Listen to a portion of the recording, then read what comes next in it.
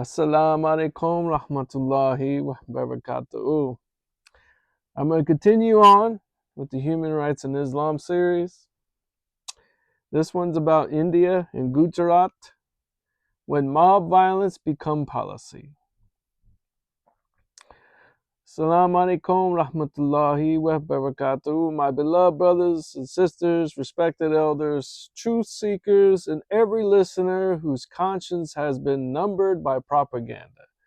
Let me begin with a light opening. Someone once asked me, Brother Rizwan, India is the world's largest democracy. How can Muslims be oppressed there? I replied, when democracy protects mobs and silences victims, it stops being a democracy. It becomes tyranny with paperwork. And nowhere is that clearer than Gujarat and what followed it across India. Gujarat, the spark that exposed everything. In 2002, the Indian state of Gujarat witnessed one of the worst episodes of anti-Muslim violence in modern history. What followed was not random chaos, it was organized, systematic, and enabled.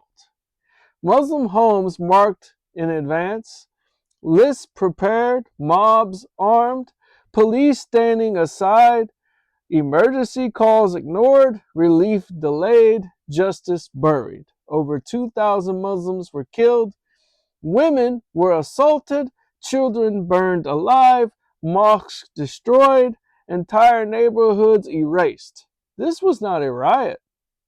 This was a pogrom.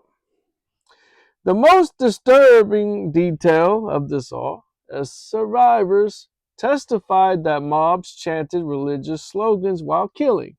Imagine that. Your faith twisted into a weapon, God's name used to justify murder. Islam teaches whoever kills a soul unjustly is as if he had killed all of mankind. That's mentioned in the Quran, chapter 5, verse 32. But here, killing Muslims becomes entertainment. One survivor says they didn't just want to kill us, they wanted to erase us. Justice is denied. After the blood dried, survivors waited for justice. What did they receive? Cases dismissed, evidence lost, witnesses intimidated, perpetrators promoted, victims blamed, and the message was loud and clear. Your lives do not matter. When justice fails publicly, oppression becomes policy quietly. From Gujarat to a national pattern, what happened? Gujarat did not stay in Gujarat. It became a blueprint. Across India today, Muslims are lynched over rumors, homes are bulldozed without due process, mosques are targeted, Islamic schools raided, hijab banned in schools, Muslim names erased from cities, hate speech is normalized, laws are weaponized. All while the world praises economic growth. Prosperity built on fear is not success. It is moral bankruptcy. So, the global silence. Ask yourself, if this level of persecution happened to any other minority, what would the world stay silent? But because Muslims are the victims.